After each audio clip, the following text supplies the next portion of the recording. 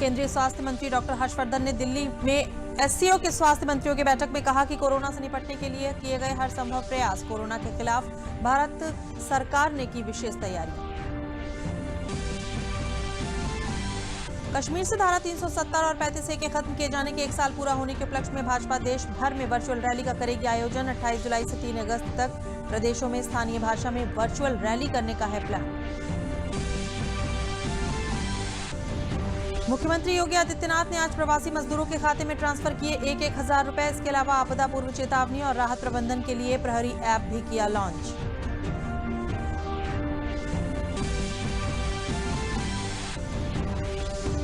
कोविड-19 को हराने के लिए आवश्यक है कि कोरोना वायरस से एक कदम आगे का विजन रखा जाए। मुख्यमंत्री योगी आदित्यनाथ ने प्रदेश भर में 1 लाख टेस्ट प्रतिदिन करने के लिए कार्य योजना बनाकर उसे क्रियान्वित करने के दिए निर्देश।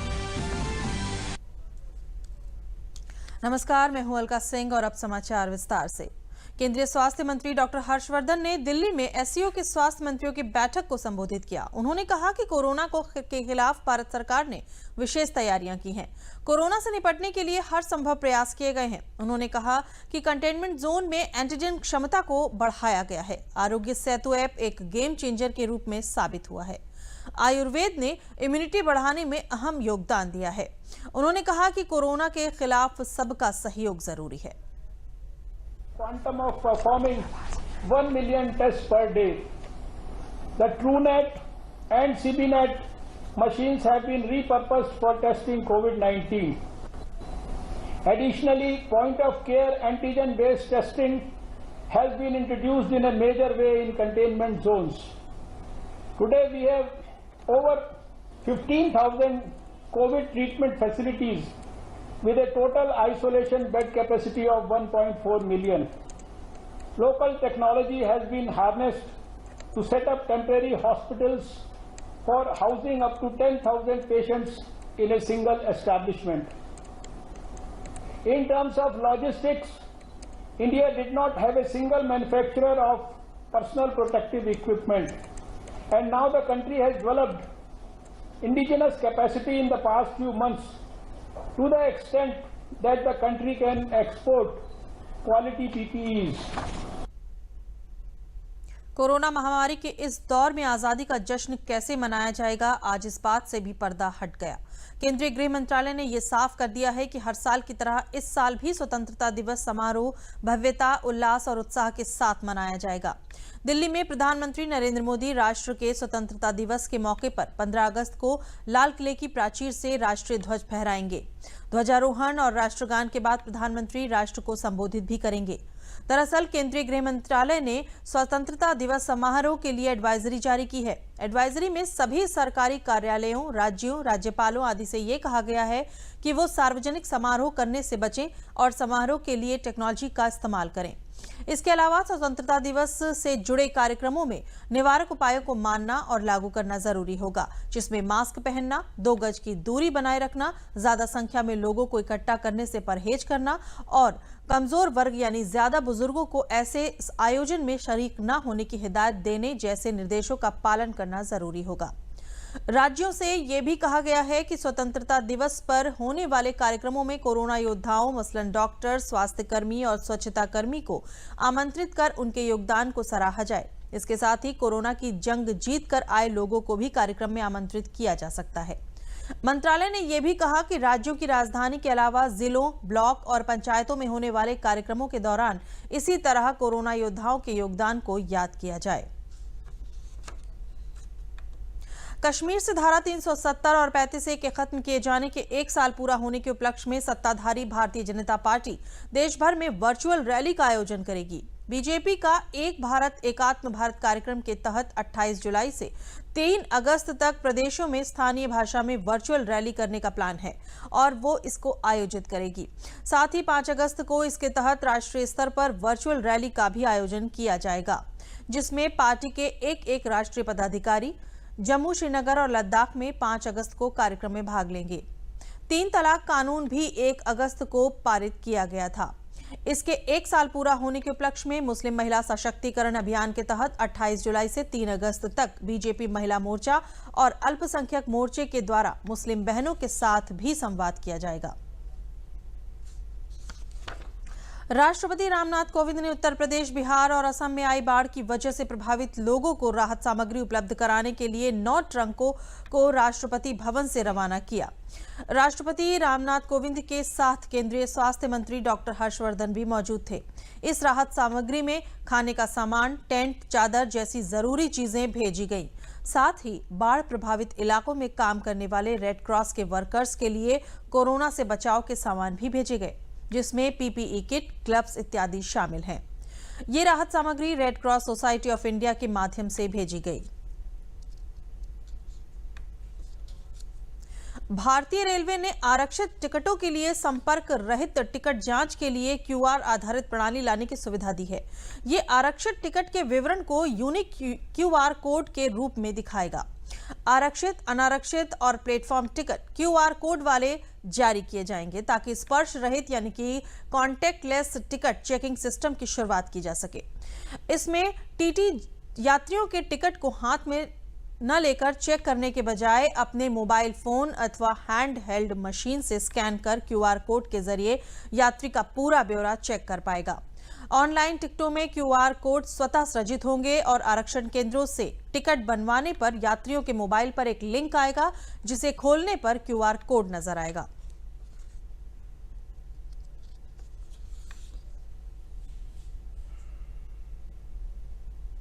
प्रदेश के मुख्यमंत्री योगी आदित्यनाथ ने आज प्रवासी मजदूरों के खाते में एक हजार रुपए ट्रांसफर किए। यूपी सरकार कोरोना संक्रमण के दौरान लागू लॉकडाउन में दूसरे राज्यों से अपने गृह जिला लौटे यूपी के मजदूरों के लिए रोजगार सहित आर्थिक सहायता के लिए भी कदम उठाती रही है।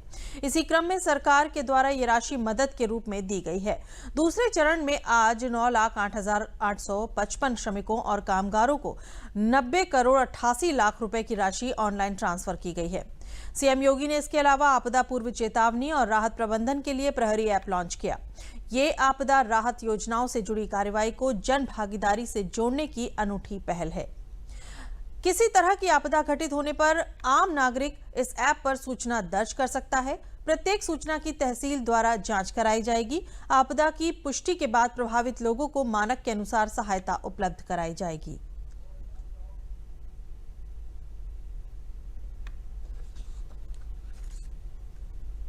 से बड़े इस सदी के आपदा कोरोना से वर्तमान में देश भी और दुनिया भी जूझ रही है और आपदा के संकट में बिना धैर्य खोए हुए इस संकट का सामना करने के लिए जिस प्रकार के जज्बे का प्रदर्शन आप सभी ने किया है वो बहुत सराहनीय है। मैं आप सबका हृदय से अभिनंदन करता हूं। आदरणीय प्रधानमंत्री जी के मार्गदर्शन में पूरे देश ने कोरोना के खिलाफ लड़ाई को बहुत मजबूती के साथ लड़ा है और वर्तमान में भी लड़ रहे हैं और यही कारण रहा है कि इस आपदा से गरीब को और अन्य सामान्य जन को किसी प्रकार की कोई समस्या न हो, इसके लिए प्रधानमंत्री जी ने गरीब कल्याण पैकेज की घोषणा की। इस पैकेज के अंतर्गत गरीब को खाद्यान्न देने की व्यवस्था तो की ही गई और ये खाद्यान्न वितरण नवंबर तक प्राप्त होगा, लगातार हर महीने प्राप्त होगा। साथ साथ राज्य सरकार ने भी 3 महीने तक हर एक लाभार्थी को निःशुल्क खाद्यान्न उपलब्ध कराने का कार्य भी किया।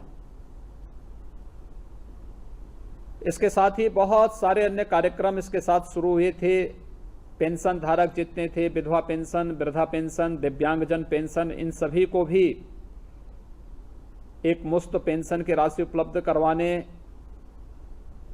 या फिर भारत सरकार ने इन लाभार्थियों को 1000 रुपये की राशि अतिरिक्त देने की व्यवस्था की। इसके साथ ही किसानों के लिए भी प्रधानमंत्री किसान सम्मान निधि में 2000 रुपये की राशि आपदा के दौरान की, तो हर उज्ज्वला योजना के लाभार्थी को निःशुल्क रसोई गैस के कनेक्शन, रसोई गैस का सिलेंडर देने की व्यवस्था आगामी सितंबर माह तक कर दिया गया है। अनेक अन्य कार्यक्रम, जनधन अकाउंट धारी को भी हर महीने 500 रुपये देने की व्यवस्था की गई।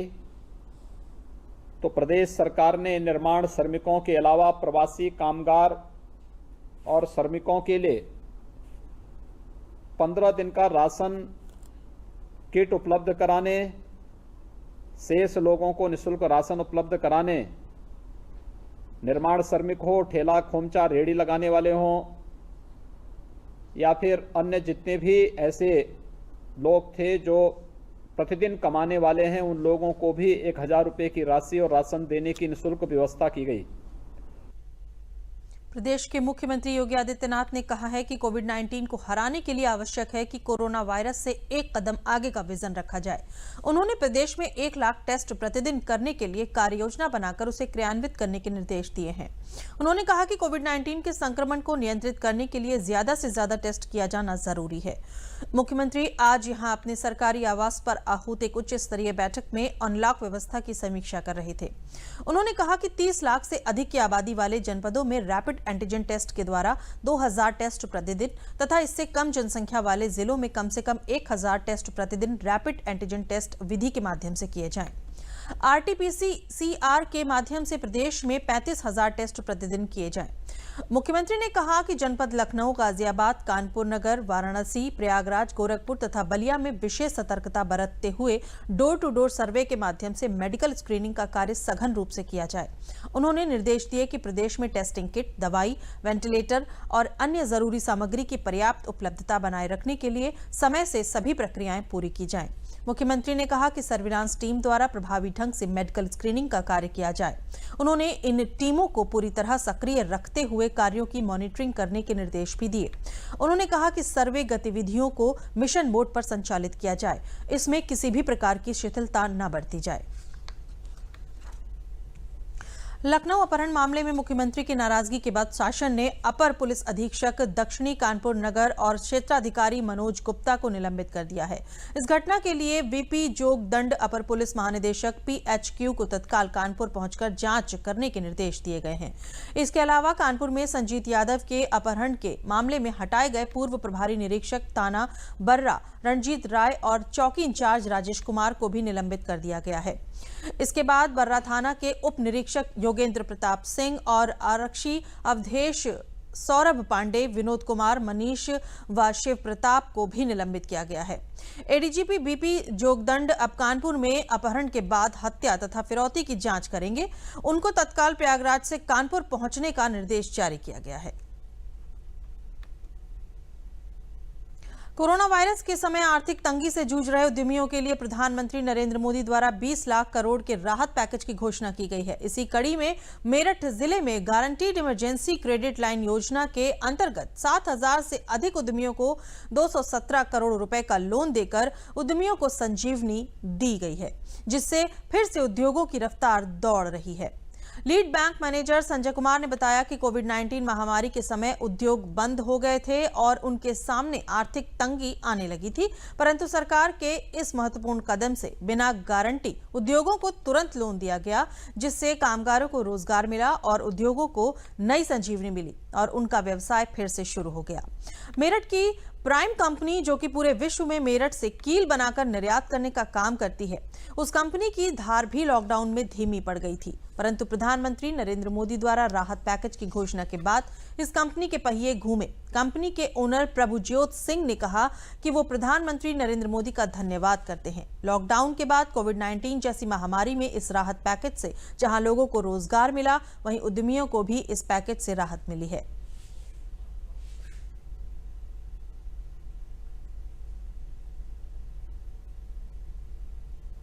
मैं बहुत आभारी हूँ प्रधानमंत्री मोदी जी का कि उन्होंने ऐसे राहत पैकेज हम उद्यमियों के लिए निकाला है। और जैसे कि हम नेल्स बनाते हैं और हमारा जो है एक्सपोर्ट का काम है और हमारे काम के लिए बहुत बेनिफिशियल रहा हमें पैकेज ये। हमें दोबारा अपना काम स्टार्ट करने के लिए और एक्सपोर्ट करने के लिए माल हमें बहुत हेल्प मिली इसमें। हमारा माल अफ्रीकन कंट्रीज़ में जाता है यूएसए में जाता है, यूनाइटेड किंगडम में जाता है और एशिया की कुछ कंट्रीज़ हांगकांग और इंडोनेशिया में भी जाता है। और हमें जो है बहुत सहायता मिली अपना माल बनाने में इस पैकेज से, और एक्सपोर्ट करने में हमें काफ़ी सहायता मिली। 4 कलर प्रिंटिंग करते हैं हम लोग, और पब्लिकेशन का मेजर इशू है, जॉब वर्क भी करते हैं, तो उसके चलते काम का बहुत डिस्टरबेंस आया।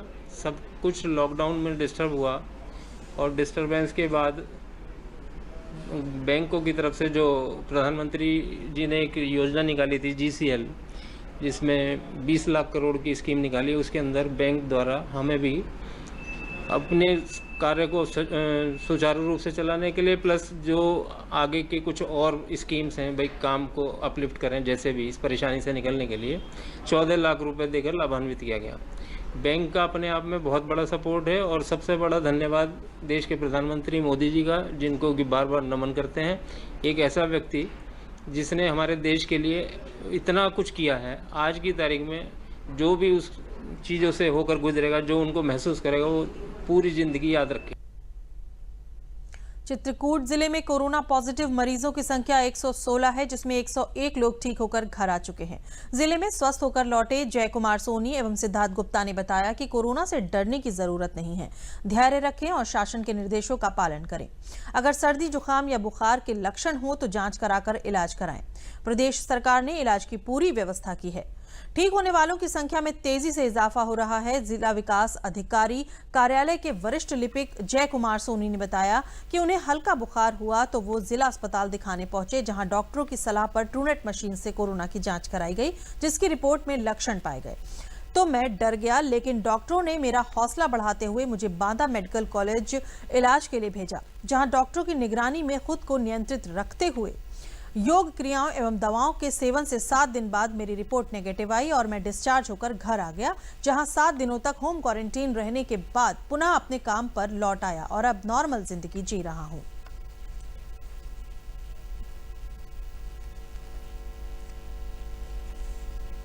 बांदा मेडिकल कॉलेज में एडमिट हुआ, और उसके बाद तकरीबन 8 दिन वहाँ पर मेरा ट्रीटमेंट वहाँ पे चला। शुरुआत के 1-2 दिन में तो थोड़ा सा तबीयत मेरी अस्वस्थ थी, लेकिन उसके बाद से वहाँ पे डॉक्टरों के द्वारा किया गया उपचार और ट्रीटमेंट से फिर तीसरे दिन से मेरी तबीयत सही हो गई थी। फिर इसके बाद से मुझे कोई समस्या नहीं थी वहाँ पर, और वहाँ की व्यवस्था भी अच्छी थी। डॉक्टर 2 से 3 टाइम चेक करने आते थे, स्टाफ काफ़ी अच्छा कोऑपरेटिव था, वो लोग 3 से 4 बार पूरा हेल्थ चेक करते थे। खाने पीने की सुविधा मेडिकल कॉलेज में ही उपलब्ध थी, सुबह शाम खाना नाश्ता सब मिलता था, साफ सफाई वगैरह भी समय से की जाती थी। शासकीय व्यवस्था के आधार पर हमको जो है बांदा मेडिकल कॉलेज भेजा गया। वहाँ पर चिकित्सकों के द्वारा स्वास्थ्य परीक्षण प्रतिदिन किया जाता था और दवाएं भी दी जाती थी। उसके बाद हमारा फिर से कोविड टेस्ट हुआ। कोविड टेस्ट में रिपोर्ट नेगेटिव आने पर फिर हमको वहाँ से डिस्चार्ज किया। कोरोना से डरिए नहीं, और अगर हो भी जाए तो डरना बंद कर उससे मुकाबला करें। WHO के नियमों का पालन करें। गोंडा जिले के कोरोना से स्वस्थ हो चुके राघवेश ने बताया कि उनकी रिपोर्ट पॉजिटिव आने पर काफी घबराहट हुई, लेकिन उन्होंने कोरोना संक्रमण से मुकाबला किया और चिकित्सकों की ठीक से देखभाल से वे ठीक हो गए। उन्होंने बताया कि शासन के नियमों का पालन कर मास्क और सैनिटाइजर का प्रयोग करें, सोशल डिस्टेंसिंग का पालन करें।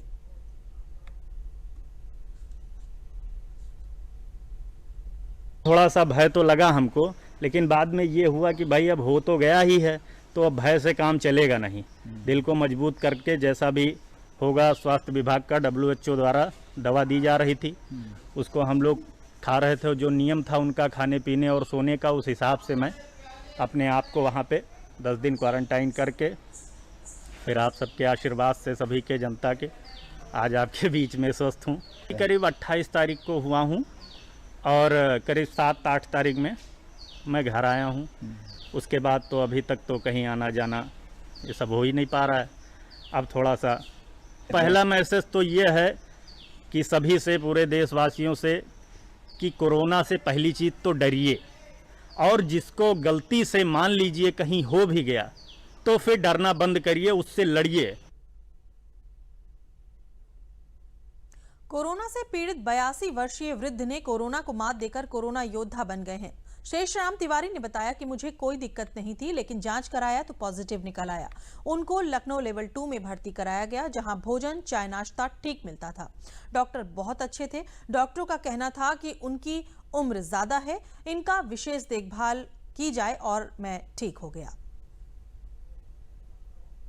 इंस्ट्रक्शन जैसा है सीएमओ का, उनको कहा कि आप जो 60 ईयर से ऊपर हैं उनको मेडिकल कॉलेज जाना है। इन्होंने एम्बुलेंस से कहा, एम्बुलेंस के लिए एम्बुलेंस आ गया, चले गए वहाँ बेड मिल गया, खाना पानी मिलता था, डॉक्टर आते थे, दवाई देते थे, चाय नाश्ता था और दवाई बराबर दवाई। वहाँ के डॉक्टर लोग कितना बड़े अनुभवी हैं, भगवान मतलब उनको स्वस्थ रखें। अच्छा, अब हमारे इसमें स्वेलिंग आ गई थी, इसमें पैर में, तो हम कहते सुबह चल कैसे जाएंगे। साथ में ये आते थे, ये भी बेचारे डरे हुए थे, जहाँ क्वारंटाइन थे। तो ये चाय और नमकीन, ये गर्म पानी केवल पहुँचाते थे और फिर डॉक्टर ने कहा एक टाइम खाना घर का खाएंगे, तो ये सब्जी और दाल या सब्जी और रोटी भेजते थे।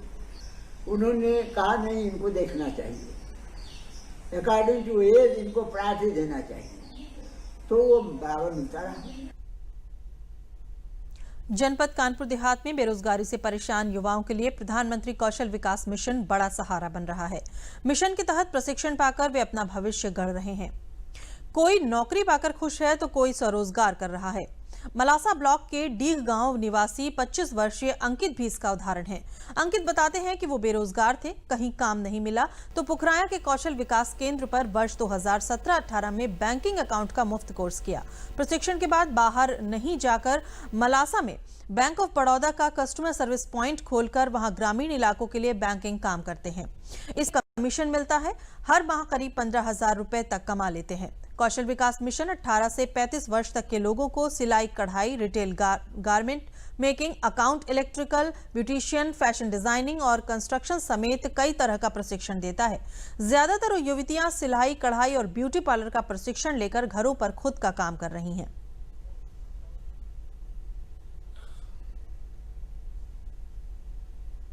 काफ़ी आर्थिक तंगी चली रही थी, नौकरी चली गई, फिर कौशल विकास योजना की जो स्कीम निकाली है माननीय प्रधानमंत्री ने, मोदी जी ने, उसमें मैंने रजिस्ट्रेशन करा के कंप्यूटर का और मोबाइल रिपेयरिंग का कोर्स करा, जिसका मुझे निःशुल्क, कोई पैसा नहीं देना, वो कोर्स निःशुल्क था।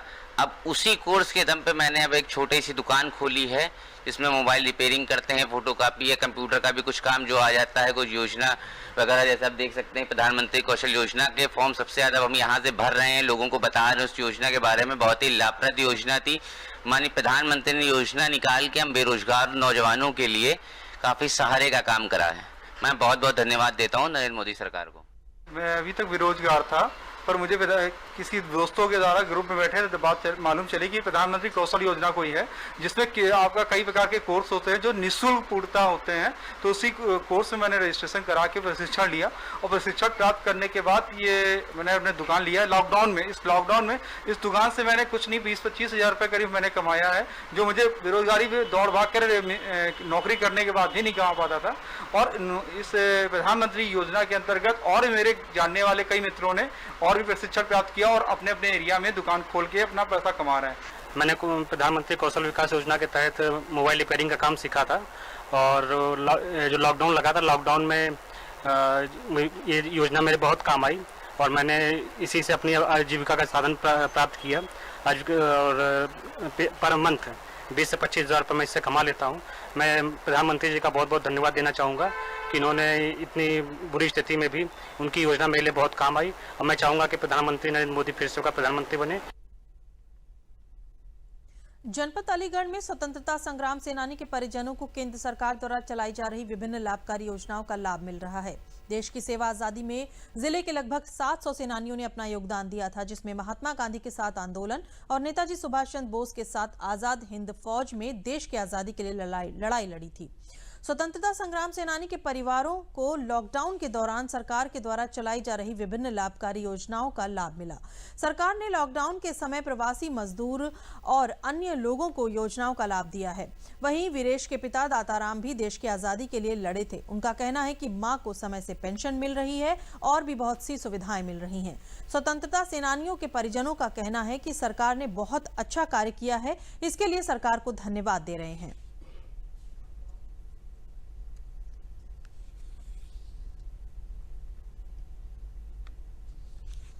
सरकार की तरफ से पेंशन दी जा रही है, हमें प्राप्त हो रही है और आगे होती रहेगी। और सरकार से ये गुजारिश है कि हमारे उत्तराधिकारियों के लिए आगे कोई कदम ऐसा उठाए जिससे आगे भविष्य में आने वाले समय में जो सभी स्वतंत्रता सेनानियों को मतलब देखा जाए उस हिसाब से सरकार से यही गुजारिश है जो इनके जो आने वाले भविष्य के लिए इनके बच्चों के लिए कोई ऐसी मुहैया कराई जाए जो लोग समझें कि ये मतलब स्वतंत्रता सेनानी के परिवार से हैं।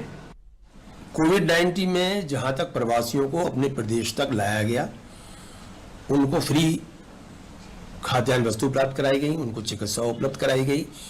इसके अलावा जो उन्होंने स्वयं रोजगार के लिए उनको जो धन से सहायता दी है, अपनी सुविधाएं उनको प्रदान की गई हैं, इसके लिए वाकई केंद्र सरकार तहे दिल से शुक्रिया अदा करता हूं उन्हें मैं। आज के वर्तमान समय में जहां हम किसी एक भीषण बीमारी से लड़ रहे हैं जिसका कि अभी तक कोई स्थायी समाधान हमको नहीं मिला है, इसमें केवल चिकित्सा का यदि साधन है तो अपनी सुरक्षा, सावधानियां और दूसरों को सावधान करना, इस वक्त ऐसी योजनाओं को चलाना केंद्र सरकार वाकई प्रशंसा के योग्य है। बहराइच में सक्रिय मानसूनी बारिश के साथ ही नेपाल की पहाड़ियों से आए पानी से घाघरा नदी उफनाई हुई है। एल्गिन ब्रिज पर घाघरा का जलस्तर खतरे के निशान से ऊपर बह रहा है। गांव में पानी भरने से अधिकांश कृषि योग्य भूमि जलमग्न है। संपर्क मार्ग डूब चुके हैं, जिससे बाजारों कस्बों का संपर्क लगातार कटता जा रहा है। सबसे ज्यादा प्रभावित महसी और कैसरगंज तहसील के कई ग्रामों में कायमपुर, चौकसाहार सहित लगभग 1 दर्जन से ज्यादा गाँव में पानी भर गया है। बल्हा, बहरौली तटबंधों का सुरक्षा की दृष्टि से उच्चाधिकारियों द्वारा बराबर दौरा किया जा रहा है। बाढ़ से घिरे कैसरगंज क्षेत्र के गांव के लोगों ने बताया कि खेती की जमीनें कटकर नदी में विलीन होने से काफी नुकसान हो रहा है। एसडीएम कैसरगंज महेश कुमार कैथल ने बताया कि प्रशासन बाढ़ क्षेत्रों पर बराबर निगाह बनाए हुए है और पूरी तरह तैयार है।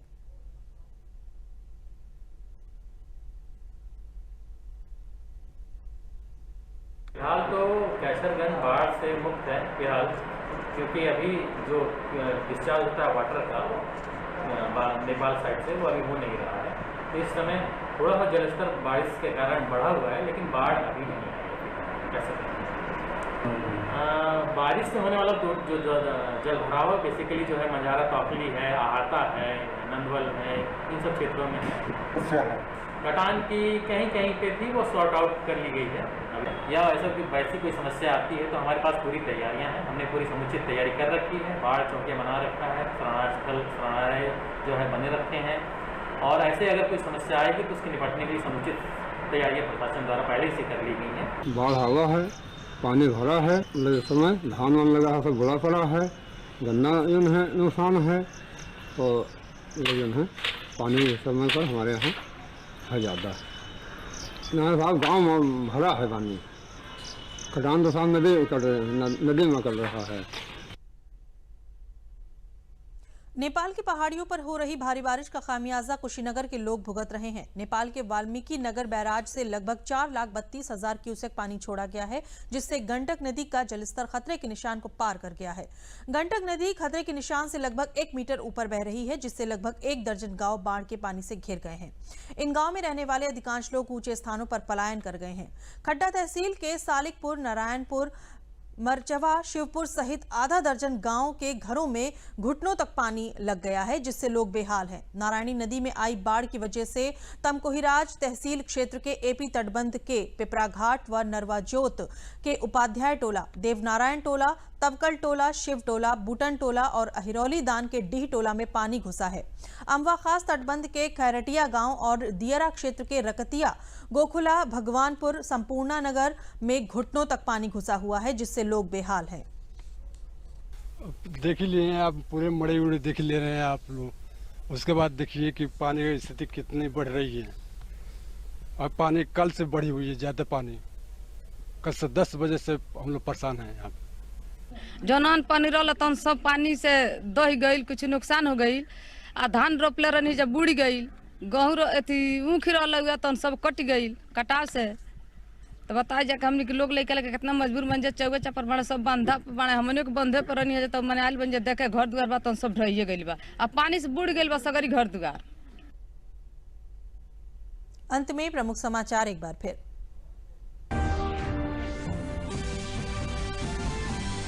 केंद्रीय स्वास्थ्य मंत्री डॉक्टर हर्षवर्धन ने दिल्ली में एससीओ के स्वास्थ्य मंत्रियों की बैठक में कहा, कोरोना से निपटने के लिए किए गए हर संभव प्रयास। कोरोना के खिलाफ भारत सरकार ने की विशेष तैयारियां।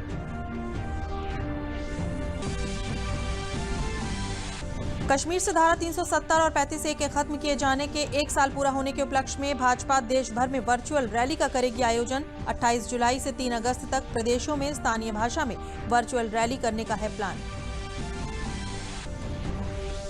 मुख्यमंत्री योगी आदित्यनाथ ने आज प्रवासी मजदूरों के खाते में ट्रांसफर किए 1,000 रुपए। इसके अलावा आपदा पूर्व चेतावनी और राहत प्रबंधन के लिए प्रहरी ऐप भी किया लॉन्च।